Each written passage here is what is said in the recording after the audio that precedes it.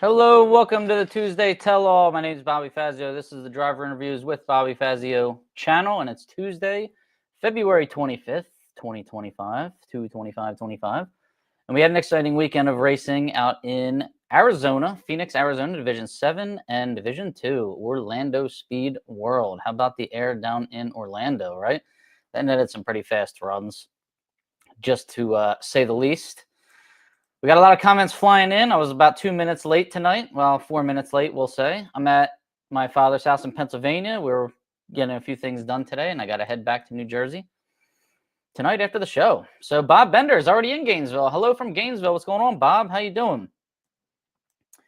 In the big wagon. He's got the fat girl. We love it. You got that same spot, Bob? Brian Cool, how you doing? Happy Tuesday. All right, Ray Thurston, he's still awake. Let's go, Fazio. It's GMHP Day. Don't be late. Oh, my. Ray, you're already starting. Yeah, it is. It is. It was a interesting weekend, we'll say, for the 69 Camaro 350, 255 horse combination. Lots of rumors were flying everywhere.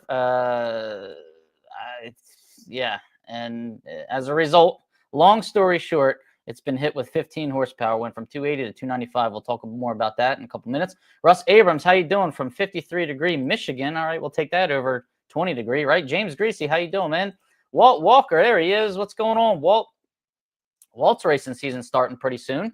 He'll be in Belrose in 2 weeks, which I will be as well. So I'll be cheering Walt on and trying to run around with a camera. So I'll see you soon, Walt. Hayden Brown, I'm sure Hayden will be there too, because Hayden's New Orleans, native? What's going on, Hayden? You turned that super street car into a stalker yet? He's at the parade. What's going on? Brian Zenzen, how you doing, Brian?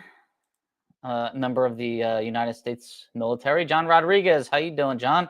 Amcam, good evening to everybody. Brian Zenzen, did I beat Walt? I don't think he did. I think he just nipped you there, Brian, but that's all right. That's all right. You're coming around. Dennis Chapman, how you doing, Dennis? He's got the front-wheel drive stalker. Terry Nolan will be at the Baby Gators in about 3 hours. All right, safe travels there, Terry. I wish I was going to the Baby Gators this weekend. We got class eliminations on Friday. Weather looks phenomenal, but I will not be there this weekend. I will be at the Gator Nationals Thursday, Friday, and Saturday. So if anybody's sticking around for the Gator Nationals, I will see you there. All right? I'm looking for some volunteers for in-car camera for eliminations, right? I want to get the chase. Bob Bender, if we can find, you got any kind of roll bar in there, then we will. I know you got plenty of windows for me to shoot out of, shoot the chase, but I need something to attach the camera to, Bob. So let me know. There he is. He's in stacking. Okay. Lots of cars. So they haven't started parking yet. I know it was rainy yesterday, maybe a little bit today, but the forecast looks phenomenal for Thursday, Friday, Saturday, and Sunday. The race should go into Sunday. So looking good, looking good. And I looked forward to the Gator Nationals. That forecast looks really good as well. Hello from Central Michigan, where it was 55 today. That sounds good. Tom Gent, how you doing down in North Carolina? Tom, will you be at the Baby Gators? Let us know. Jake Cicerelli, it's warming up. Spring, let's go. Right? I think that Groundhog saw his shadow, right? We already talked about that. So it was 6 more weeks of winter, but Groundhog Day was already 3+ weeks ago, right? I'm pretty sure it was. Okay, let's see. Driverinterviews.com, that's the website. Hashtag the car show. At Driver Interviews is the handle. So everybody needs to do me a favor right now. It's telling me that there's 68 people, 70 people watching. It keeps ticking up.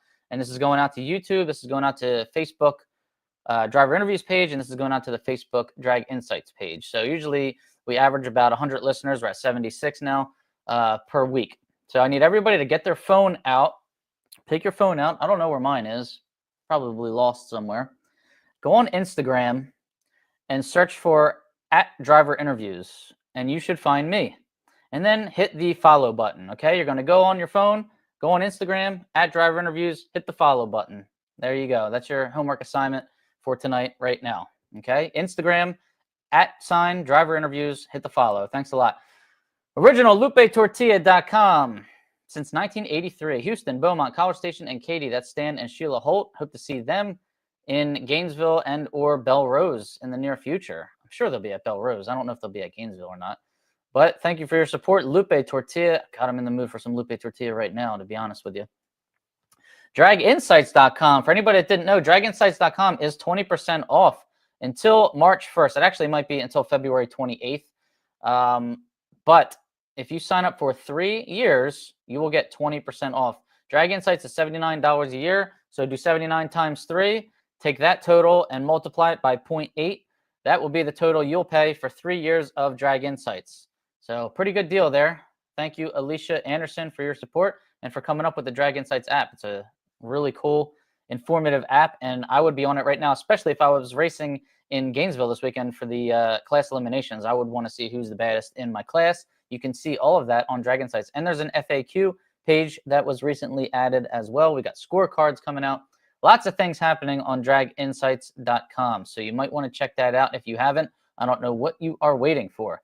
Beautiful article there in the Competition Plus magazine as well by Revan Evan Smith. Don Kennedy Race Car Insurance. Insure your race cars, folks. 602-284-6240 or 1donkennedy@gmail.com. Don't forget, Don Kennedy is a super stock racer. He knows all about insuring race cars as well as classic cars, trailers, whatever you want to insure. Don can broker you a phenomenal deal, and he writes the policies through Haggerty, mainly, among others as well. But he also handles the claims too, and that's the worst part of anything insurance related. Like we all saw, what was it? Tim Barrett has that beautiful Z28 Camaro, and it got smashed up in the trailer. Don Kennedy can handle that claim for you. Don handled the claim for Tim Barrett, and that was all resolved within about a week. So Don Kennedy Race Car Insurance.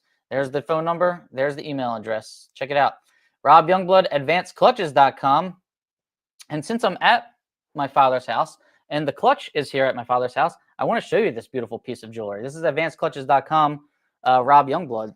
So check this bad boy out. Pretty light, 8-inch, billet machined. Check out that flywheel. All lightened up, scalloped, 6-finger, 8-inch, aluminum flywheel light, billet machine clutch. I'm looking forward to using this piece. This is a lot lighter than anything I've ever run in the past. I've never run anything with 6 fingers. I've always run 3-finger. And, you know, looks like it's easy to adjust. And he even gives you, you know what's cool with Rob also? He gives you like a nice little instruction manual with a note sheet and tells you exactly what you need to do, where to start the counterweights, where to, you know, what the heights need to be, finger heights, everything. These are things that, you know, we had to spend a lot of time figuring out with the old setup. And here it is right here with the new setup. So I'm pretty excited about that. Thanks a lot, Rob Youngblood. Looking forward to running that this year. PontiacEngines.com. That's Bruce Fulper. How you doing, Bruce? Where are you? I hope he's not in Facebook jail or something. Mr. 428 Superstock founder. And he's coming back to class racing pretty soon. So we're looking forward to seeing him. RocketmanCoatings.com. I just got some piston rings back for my 5.0 stocker, my 302 hatchback. And Rocketman did the coating of the top and second rings for me. So I'm looking forward to that. He coats pistons, lifters, bearings, whatever you need. Rocketman can coat for you. Less friction equals more horsepower. So thank you very much, Rocketman Coatings.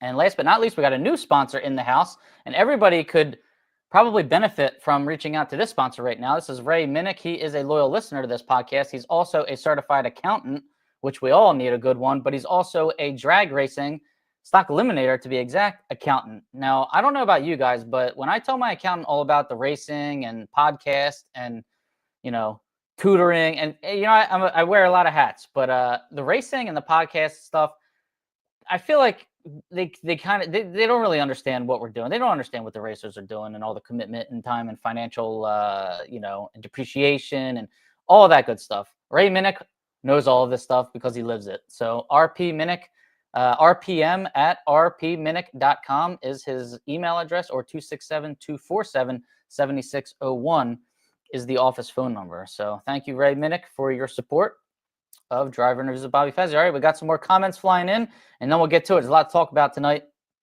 Oh boy, I lost track of the comments. Too many of them flew in. I guess it's a good problem to have, right? So George Wright, there he is. I know he's in the Motor City. How you doing? There it is, Motor City.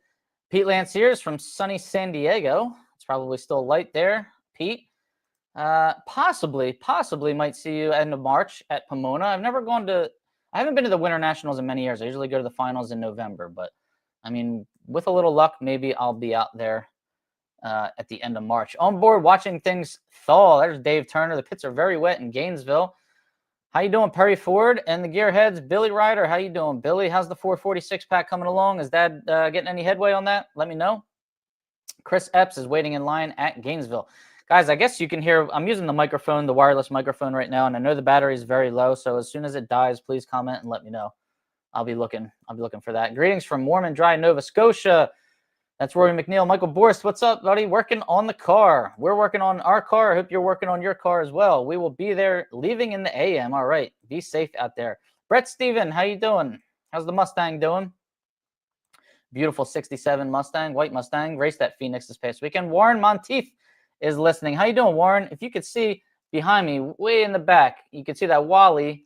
Where is that? This side, right there. That's a national event Wally. But then right in front of it is a model that Warren Monteith made of my 65 Mustang. So beautiful. Jake Cicerelli, did you ever make a deal with that hoodie company to have some made?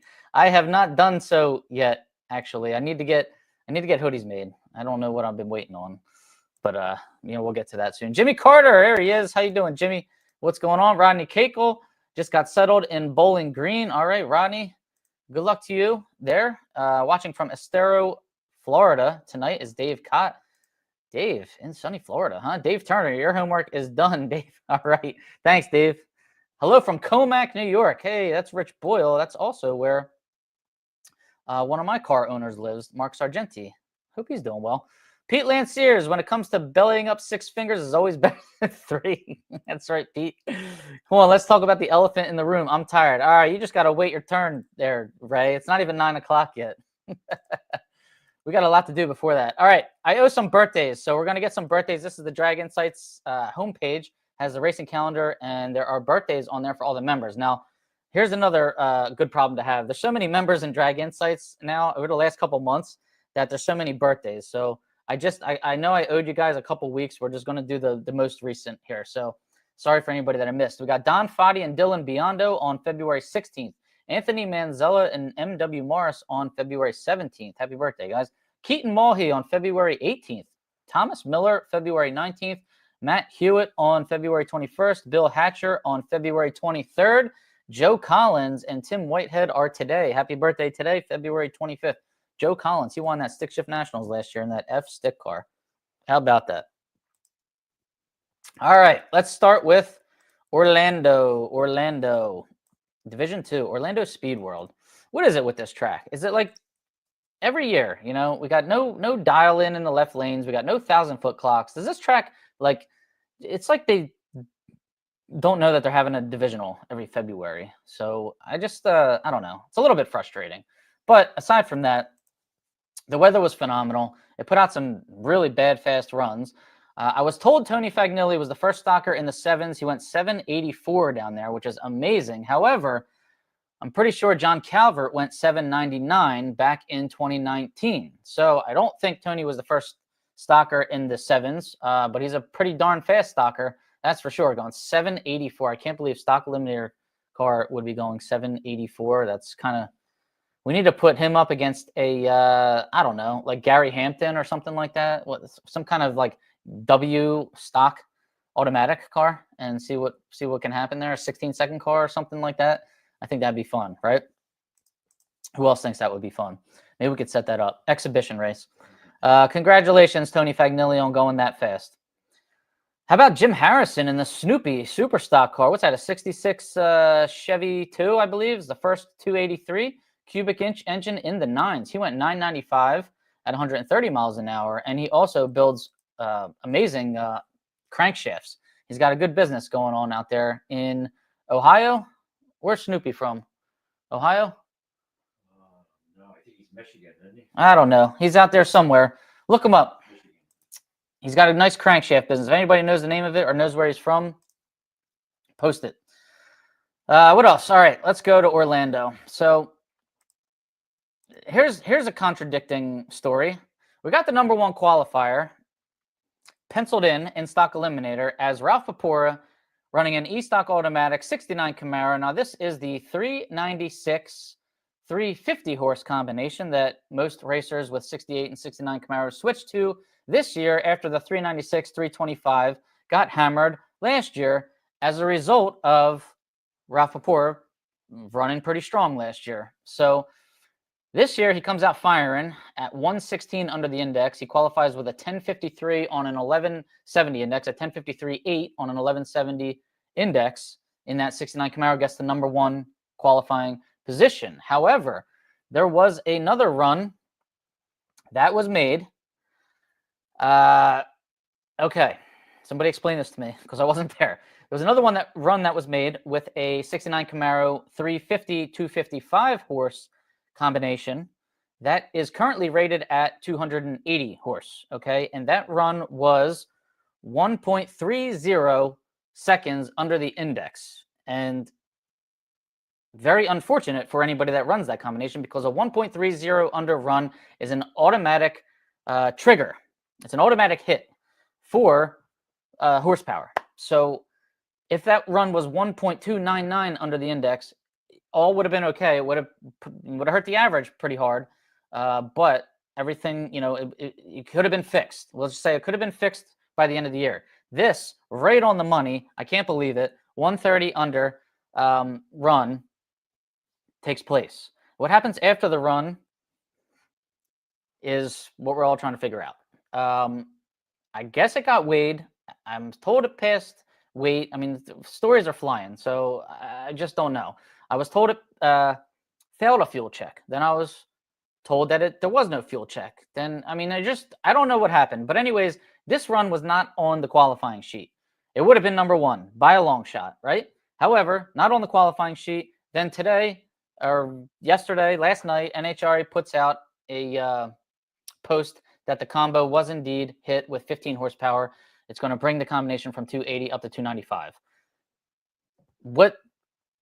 Why was the run not counted on the qualifying sheet? Does anybody know? Anybody that was in Orlando, can somebody fill us in as to what happened there? Because I'm just confused. This is why I can't miss races. You know what? It's like $50 to fly from Atlantic City to Orlando. I should have just went there. What was I thinking, right? I could have seen all of this up close and personal. Maybe I would have had a camera in the car. Who knows?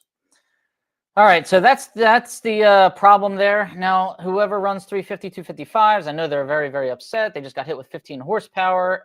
However, I was in the guide today, and I just looked at it, and the aftermarket heads, or replacement heads, we'll say, and there are 8 of them, in stock eliminator, which I never knew any stocker combo had 8 replacement heads. There are 8 replacement casting numbers in there. Edelbrock making up for 2 of them.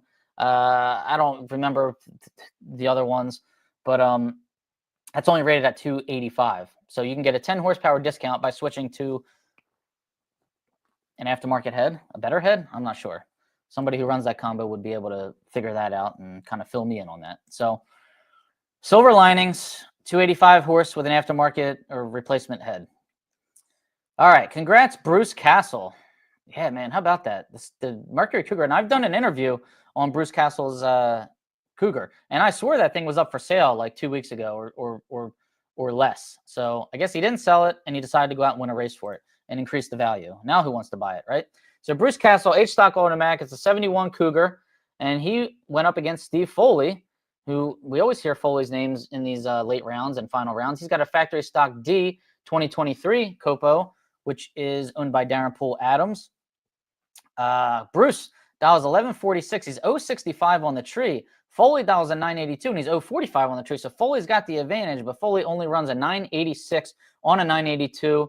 I am led to believe that Foley might have spun or chattered the tires there at the hit.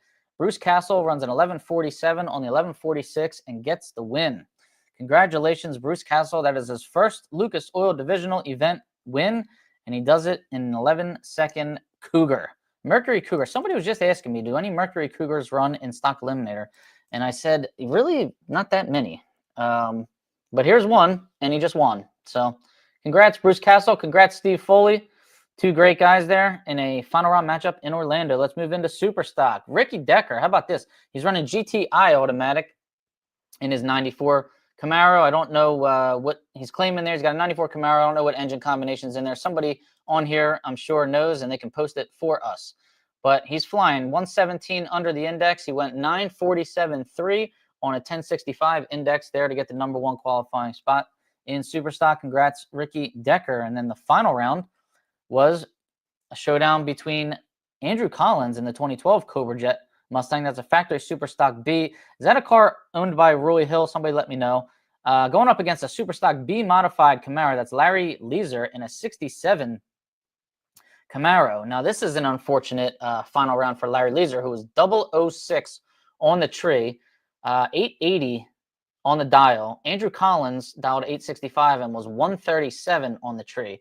So either Larry had issues that Andrew Collins knew about, or Andrew Collins just caught a hell of a break there with Larry being 006 and maybe spinning the hell out of the tires on the starting line. I didn't see this final round on the TV, so somebody let me know what happened here. But congratulations, Andrew Collins. That's his second win in the last, 2 years there. So that's pretty cool. He's making a name for himself in the class racing world already. So congratulations, Andrew Collins. All right. Let's see. We're moving now to Phoenix, Arizona. All right. A couple comments flying in. Let me a drink of water here. Let's see. Comments are flying in. Okay. Don Anderson, how you doing, man? Thanks for tuning in. I appreciate it. That would be crazy of a match, wouldn't it? You know what? I was just talking to Walt about this, and one of the Emmons brothers. Like, we think it's when the crowd at national events always loves when a slow car, one of them real slow cars gets chased by one of them, fast cars, and the crowd always cheers no matter who wins because it's just so exciting. And the announcer, has a good opportunity to kill it there and explain class racing. How you doing, Tim? Oh man, thank you very much. I hope that's not being sarcastic. Tim Barrett, how you doing, buddy? Great guy. And Tim runs one of those 350, 255. Sorry for your loss there, Tim. But I'm happy your Z28 is all fixed up and looking good. Hopefully you do some nice big wheelies for us this year. Robert Simpson, what you got there? What's that link for? Let me know. Doug Core, how you doing? Good evening. Casey Miles, good evening. Casey will definitely be in Gainesville. Steve Foley, there he is. Blew his tires off. All right, that's what I thought. Okay. Well, congrats on your runner-up finish. I know that's frustrating, Steve. Sorry about that. But at least you lost to a good guy who got his first win. All right, so we're just going to try to find the positive in everything tonight. Richard Boyle is basically at NHRA's discretion on a horsepower hit with a DQ'd run. That's what I'm led to believe here, because how everything, everything in the rule book, I guess, always finishes with, NHRA's discretion is the final say. So, I mean, it's what we got to live with. It's the game that we play. It's sad. Things like that. One run can result in that kind of horsepower hit. It's amazing, right? Whew. Chuck Weisberg, how you doing, man? How you doing? Thank you for tuning in. Yes, that car is owned by Andrew Collins. It's the Andrew Collins in the Roy Hill car. It must be a hell of a car, right? Track went away at night for sure. All right. Couldn't get into second gear. Okay. Who couldn't get into second gear? You, Casey, or the modified car? EA booth matchup in the wagon. All right. Let me know what elaborate on that. Dan Peterson, how you doing? Thanks for tuning in. I appreciate it. What is the current horsepower rating on the 69 Camaro 350-300? I don't know. If Doug Hoven was on here, he'd be telling me right now, but I don't see him. Larry in the Superstock B modified couldn't get into second gear. That's unfortunate. After a 006 light. 307. We think it's 307, Dave Cott. 350, 300, 307. Somebody else knows for sure. Let us know. All right, let's move it into Phoenix. Number one qualifier, stock eliminator, race one. So it was a double out there. Mike Johnston really wanted that number one spot. Factory stock E 2013 Copa, and he went 121.9 under the index to get it. So 973.1 on a 1095. Congrats, Mike Johnston. So that is that's a fast run on a 2013 Copa. We'll see if that averages out toward the end of the year. All right. First final round in stock eliminator in Division 7 was between Kyle Rizzoli, a name that we've heard many, many times in Division 7, versus Chad Langdon, another D7 legend. Rizzoli's in a 69 Camaro, A stock automatic, 396. Chad Langdon, a 1970 Plymouth Barracuda, G stock automatic, and that is a 340, I believe, 340 high compression motor. And let's see what happened here. Kyle, 032 on the tree, dials a 1020, and he runs a 1022, getting the win. Chad was dialed 1116. He was 044 on the tree. Slight 12th thou disadvantage there at the hit, and he runs an 1118 on an 1116. So pretty good race there. Kyle Rizzoli gets his 20th Lucas Oil Divisional Event win. How about that Chad Langdon, though? Did you guys see that heads-up run Chad Langdon had versus C.W. Hofer in the 4th round? So it was a G-Stock automatic heads-up run. Langdon in the 70 CUDA. Hofer is in a 73 Formula Firebird.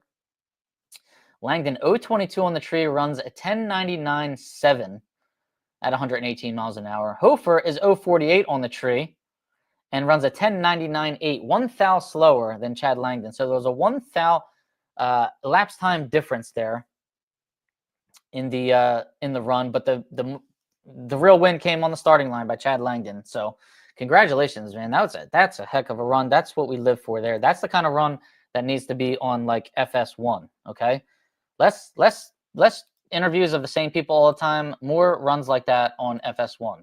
Okay. Start looking at the ladder. You see a nice key heads up run coming up. Put it on the TV. Put it on the tube, right? What do you guys think? Walt Walker clarifies that as 350, 300, 307. Thanks, Walt. Does the 15 horsepower make a 69 350 255 a natural F car? Now, I believe it does. So it was an FGH car. It is now an EFG car.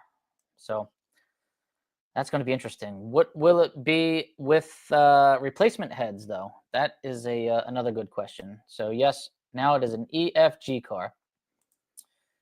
Okay, what else? Let's move it into Superstock. Jim Grossi. How about this? There's another guy that really wanted that #1 spot. Factory GTC, probably the nicest Corvette in all of Superstock. 69 Corvette, orange, beautiful. I've done an interview on this car. Check it out. I've done an interview on all 3 Grossi cars, and to be honest with you, I can't tell which one I like the best. It's so hard. Whichever one I'm looking at, I like the best.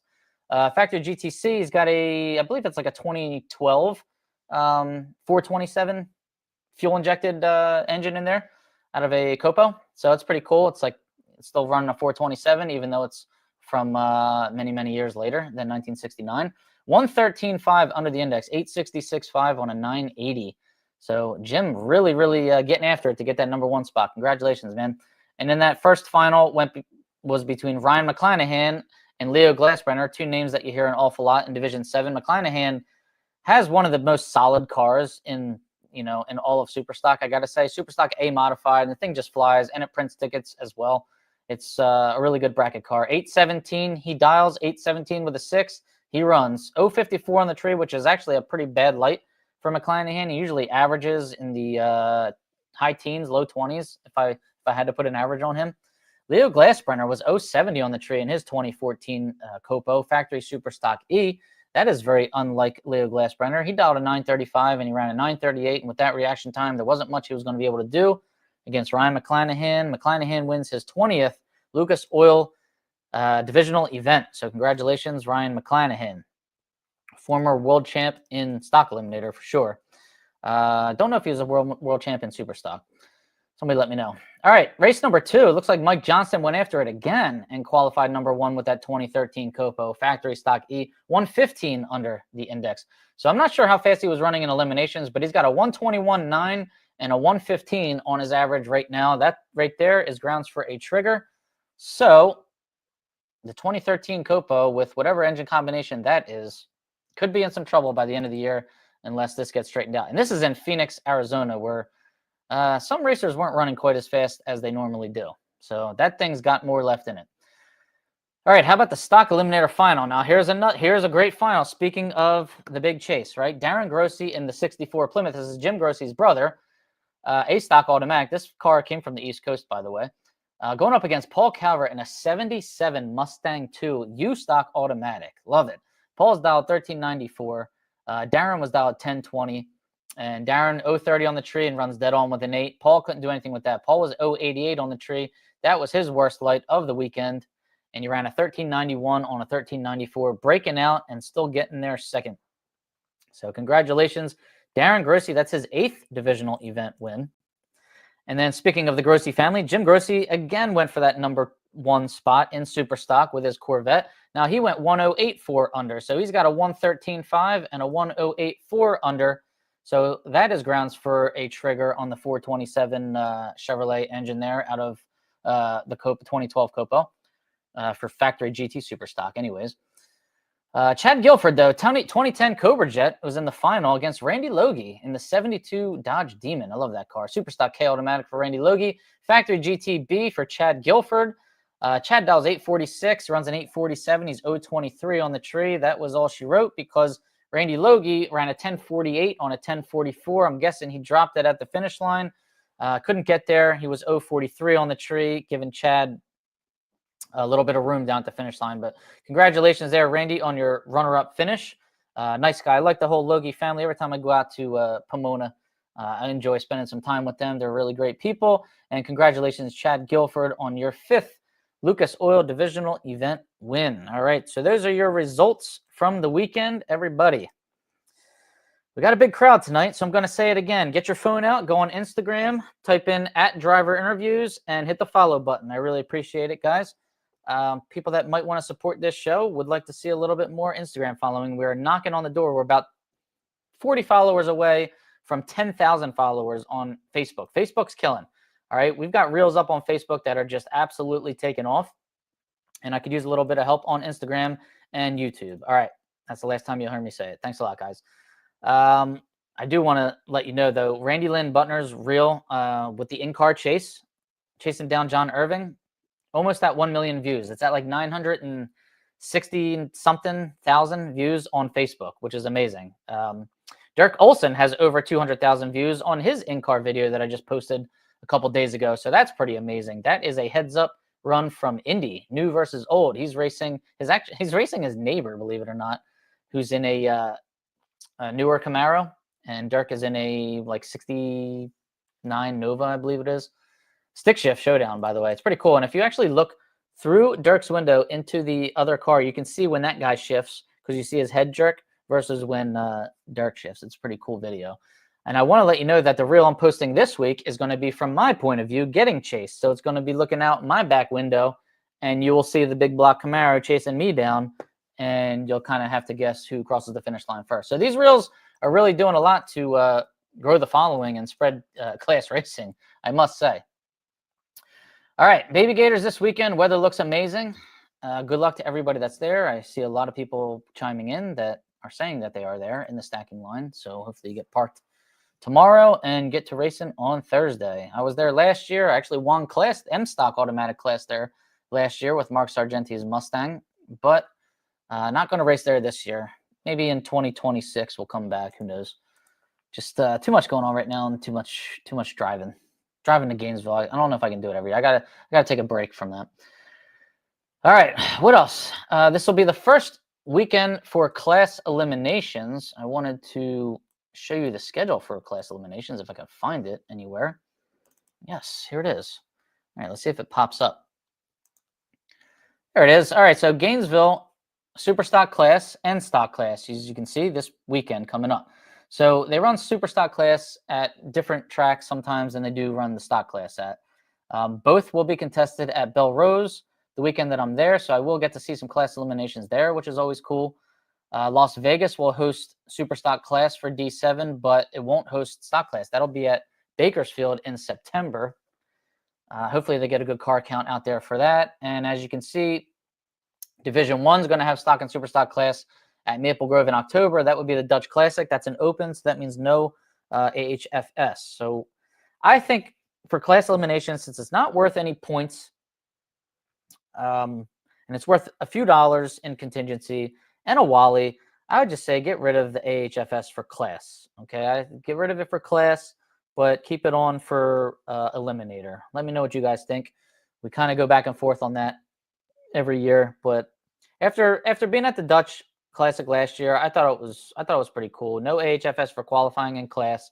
Let's everybody run it all out, have fun, and then put it on for eliminations. But let me know what you guys think. This is a show where we discuss things like that. We've put our ideas out there. All right, so there you go. There's your screenshot that if you want to see the class elimination schedule for this year, because I'm taking it down in 3, 2, 1, boom. All right, what else do we have to talk about here?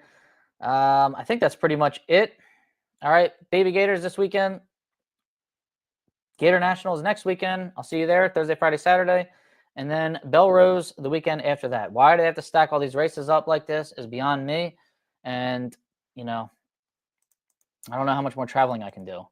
And flying is, I don't know, it's just a little bit scarier these days. Anybody see that plane that was landing in a little, I don't know, private business jet just cut through the intersection and the plane had to go right back up in the air and take off again? That was pretty scary, wasn't it? So, oof. Saying a couple extra Hail Marys when I get on the plane. Tom Gint agrees on AHFS for class. No AHFS for class. Paul Gunther, how you doing?